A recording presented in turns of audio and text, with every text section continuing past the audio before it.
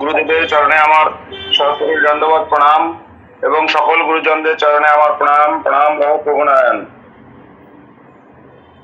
এই হলো বাবার অমৃত কথা বলছি। সেই যে বাঁকুড়ায় গিয়ে বাবা যে আমাদের ভিতরে এত আনন্দের একটা গাছ বুনে দিল মনে হচ্ছে, এরকম মানে সেখান থেকে শুধু আনন্দই আসছে। তারপর থেকে তো বাবার কাছে কখন কোথায় যাব খালি ওইটা নিয়েই খালি সবসময় খালি ভাবনা চিন্তা, হ্যাঁ এরকম ভাবে চলছে। হ্যাঁ, তখন বাবা আমাদের ওই কলকাতাতে একটা অশোক বোস ওই দাদা গড়িয়াতে একটা উৎসব করছিলেন, বাবার জন্ম উৎসব। তারপরে হ্যাঁ, সেই তো বাবার কাছে তো যাওয়া আসা শুরু হয়েই গেল, কখনো কাশিতে, কখনো খারুভাস, কখনো কামাখ্যা, এরকম ভাবে শুরু হয়ে গেল। কখনো আবার ওই কলকাতা তমদাদির বাড়িতে, ওখানে বাবা বেশিরভাগ আসতেন। আবার দিলীপ সেনের বাড়িতেও বাবা ওখানে ডিসেম্বরে উৎসব করতেন। হ্যাঁ, এরকম ভাবে চলা শুরু হয়ে গেল আমাদের। একটার পর একটা শুরু হচ্ছে। যখন যেদিকে মানে সুযোগ পাই স্টার্ট করে মানে জেনারেল টিকিট কেটে নিয়ে চলে যাই, এরকম ভাবে। কোনো আমি তো অত পড়াশোনাও ঠিক মতন জানি না, যার জন্য ওই কি বলে ফর্ম ফিল আপ করে নিয়ে রিজার্ভেশন টিকিট করার আমার সমর্থ মানে সম্ভব ছিল না, এরকম অসুবিধা হইতো।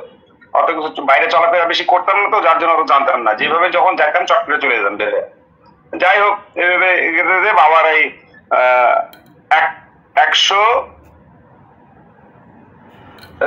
2012-তে ওই অশোক বোস ওই দাদা গড়িয়াতে বাবার জন্ম উৎসব করলেন। সেই জন্ম উৎসবে আমাদের নিমন্ত্রণ করলো যেতে। হ্যাঁ ঠিক আছে, বেশ ভালো। আমরা সব তো ফ্যামিলি নিয়ে যাওয়ার জন্য একদম রেডি। হ্যাঁ, ফ্যামিলি নিয়ে আমরা যথারীতি, আমাদের বাচ্চা কাচ্চা সব ছোট, সেই ওই অবস্থায় আমরা গেলাম ওখানে। যায় নিয়ে পৌঁছালাম, পৌঁছায় নিয়ে তো সেই তুমুল বৃষ্টি। হ্যাঁ, বৃষ্টির মধ্যে অশোক দাদা খুব সুন্দরভাবে একটা ভবন ভাড়া করছেন। হ্যাঁ, দুইটা ভবন ভাড়া করছেন, একটা উৎসবের ভবন, আবার বাবার মানে ভক্তরা যে আইসে নিয়ে প্রথমে উঠবে সেই জায়গাটার জন্য একটা ভবন। হ্যাঁ, এরকম দুইটা ভবন অশোক দা ই করছেন, রেডি রাখছেন আমাদের জন্য। সেখানে আমরা গেলাম, যায় নিয়ে সুন্দরভাবে আমরা ফ্রেশ হইলাম। বাচ্চা কাচ্চাদের সেই বৃষ্টির মধ্যে কি এলাই ব্যবহার করে নিয়ে যায় হোক, সবাইকে ম্যানেজ করে নিয়ে সব সেবা যত্ন সবকিছু হলো। হওয়ার পরে তারপরে পরের দিনকা বাবার জন্ম উৎসব হবে সেই আর একটা হলের মধ্যে। সেই হলের মধ্যে জন্ম উৎসব সুন্দরভাবে বাবার পালিত হলো। অনেক ভক্ত অনেক জায়গার থেকে আসছে, সেখানে তাদের সঙ্গে সেই দর্শন হলো। বাবার জন্ম উৎসব পালন হওয়ার পরে আমরা রাত্রেবেলা ওই দিনকা কি করলাম, রাত্রেবেলা আমরা ওই পরের দিনটাই ছিল আবার একাদশী, পরের দিনটাই একাদশী ছিল। তা এবার রাত্রেবেলা আমরা ওই 9টা সাড়ে 9টার দিকে মনে হয় আমি গেলাম হলো গিয়ে যে রাত্রের জন্য কিছু খাবার টাবার দেখে নিয়ে আসি, নিয়ে এসে খাবো। হ্যাঁ, কে খাওয়া, সবাই অনেকেরই প্রায় খাওয়া হয়ে গেছে, প্রায় কয়েকজনের আমাদের মানে সেবা রাত্রের হয় নাই। তার মধ্যে উষাদি ছিল, আমি ছিলাম, আমাদের নিপেন্দা ছিল, টুটুল ছিল, পার্থ ছিল, হ্যাঁ আরো কে কয়েকজন ছিল। হ্যাঁ, তাদের সেবা হয় নাই। তাই আমি ভাবলাম কি যে দেখি একটু খিচুড়ি বা কি আছে রাত্রেবেলার জন্য নিয়ে আসি, নিয়ে এসে একটু পরে না হয় খাবো। এবার আনতে গেছি, যাওয়ার পরে তো দেখলাম যে না, সবকিছু গোছায় টোছায় নিয়ে চলে গেছে। হ্যাঁ, চলে যাওয়ার পরে তখনকার আমি উপরে আসলাম, আসে নিয়ে ওই উষাদিকে বলতেছি, দিদি কালকের একাদশীটা খুব ভালোই হবে। তা বলে কেন কালকের একাদশীটা ভালো হবে কেন? তা আমি বললাম কি, রাত্রেবেলার যেটা আজকে সেবা সেটা সব গোছায় টোছায় নিয়ে চলে গেছে বাসনপত্র। আমি নিচে গেছি, আমাকে একজন ধাওয়া দিল, বললে কি তুই এতক্ষণ কি করছিস? হ্যাঁ, এরকম বললো। আমি বললাম দাদা ঠিক আছে, আমার ভুল হয়ে গেছে, বুঝতে পারি নাই। হ্যাঁ, তারপরে চলে আসলাম। তা এবার সবাই যার যার পোটলা খুলে নিয়ে, কেউ মুড়ি, কেউ চিরা, এই সমস্ত খেয়ে নিয়ে মানে খাওয়ার জন্য রেডি হচ্ছে। ঠিক আছে, এবার যে যার মতন রেডি হচ্ছে খাওয়ার জন্য। ইতিমধ্যেই বাবার সেই মামুনি তো বাবার সেই ছোট একটা হাড়ি আছে, সেই হাড়িটার মধ্যে বাবার জন্য বাবা তো নরম অন্ন সেবা নেন, যার জন্য বাবার জন্য ওই ছোট্ট একটা হাড়ির মধ্যে সেই অন্ন মানে বানানো হচ্ছে আর কি। ঠিক আছে, মানে হয়ে গেছে, অলরেডি রেডি হয়ে গেছে।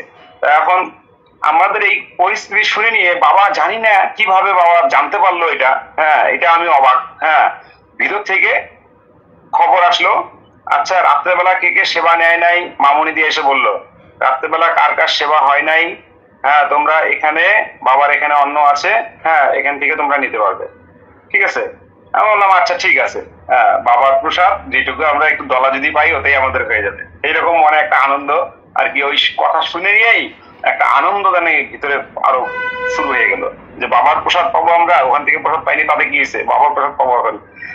তারপরে সেই ছোট্ট ওইটুকু হাড়ির মানে জগন্নাথের মানে পুরী ধামের যে জগন্নাথের যে মহাপ্রসাদের যে রকম মাহাত্ম্য, সেই রকম মাহাত্ম্য ওই দিনকে আমি অনুভব করলাম।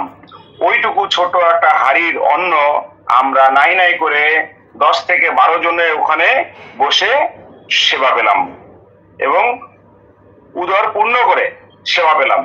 হ্যাঁ, এই যে সেবা হলো আমাদের রাতে, আমি তো আশ্চর্য হয়ে গেলাম কি করে এটা সম্ভব হলো, বাবা কি করলেন, বাবা এইটুকু একটা হাড়ির মধ্যে বাবার জন্য একটু সেবা তৈরি করে সেখান থেকে মামুনি প্রসাদ পায়, আর হয়তো 2-1 ভক্ত হয়তো একটু একটু পাইলেও পাইতে পারে, সেই ওইটুকু হাড়ির প্রসাদ দিয়ে আমরা এতজন মানুষ সেবা পেলাম। আচ্ছা যাই হোক, পরের দিনকে ওই দিনকে চলে গেল, রাত্রেবেলা ঘুমাইলাম, সকালবেলা উঠে আবার ফ্রেশ ট্রেশ হয়ে আমরা সকালবেলা আমরা চলে গেলাম সেই দীনবন্ধু চৌধুরীর বাড়িতে।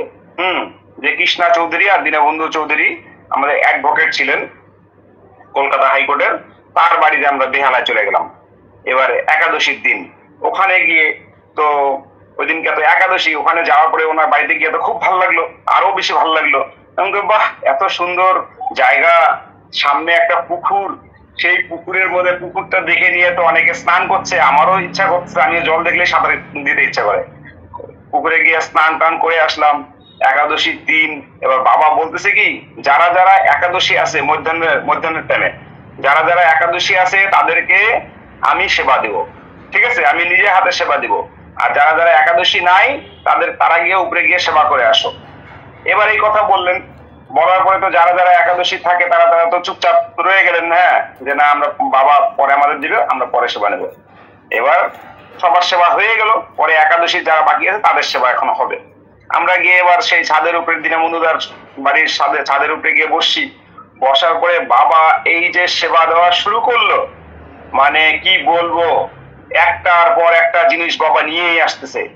এই আলুর দম নিয়ে আসলো, এই দেখা গেল আবার অন্য আর রকম একটা সবজি নিয়ে আসলো, এই আবার শ্যামা নিয়ে আসলো, হ্যাঁ এইরকম একটার পর একটা জিনিস নিয়ে আসতেছে, কলা নিয়ে আসতেছে, বাবা ছুলে দিচ্ছে নিজে হাতে, হ্যাঁ ফল অন্য অন্য ফল এগুলো নিয়ে আসছে, বাবা নিজে হাতে দিচ্ছে, তার সঙ্গে বাবা মিষ্টি নিয়ে এসে দিচ্ছে, সন্দেশ নিয়ে এসে দিচ্ছে। মানে কি বলবো, মানে ভক্তবিন্দুরা এই বাবার এই সেবা পাওয়ার পরে মানে ওরা অবাক, বলে একাদশীতে বাবা এত কিছু সেবা, বলে হ্যাঁ একাদশীতে তোমরা একাদশীর দিন তোমরা 5 বার করে সেবা নিবা, এরকম করে বলছে, একাদশীর দিন তোমরা 5 বার করে সেবা নিবা, এরকম করে বললো। আমি তোমাদের একাদশীর সেবা আজকে তোমাদের দিচ্ছি, তোমাদের কি কারো যদি কোনো কিছু বেশি হয় তাহলে তোমরা রেখে দিবে, সেটা আমি সেবা করব, বাবা এরকম করে বললো। এবার অনেকে তো নিয়ে খেতে পারছে না, এতটাই পরিমাণ মানে বেশি বেশি দিয়ে দিচ্ছে, বাবার হাতে তো একটু হাতে না, মানে একদম 1 ডালা করে দিয়ে দেয়। সেই প্রসাদ পাওয়ার পরে তো অনেকেই তো যাই হোক উদর পূর্ণ করে যার যেরকম খুশি, বাবার ওই কথার ভয়ে যে যেরকম পারছে মানে একদম পরিষ্কার করে খেয়ে নিছে। যাই হোক সেই প্রসাদ পাওয়ার পরে তারপরে আমি তো চিন্তা করতেছি বাবা কেন এরকম বলছে, একাদশীর দিনে 5 বার করে সেবা নিতে হয়, এই কথাটা তো আমি তো মানে আমার কাছে কেমন জানি একটা ডাউট লাগছে। ঠিক আছে যাই হোক, তখনকার আমাদের সেবা হয়ে গেল, আমরা ওখান থেকে আবার গিয়ে রুমে চলে গেলাম। হ্যাঁ রাত্রেবেলা আর সেবা কিছু নেইনি, পরের দিনকে ওখান থেকে আমরা প্রসাদ নিয়ে আমরা বেরিয়ে চলে আসছি। হ্যাঁ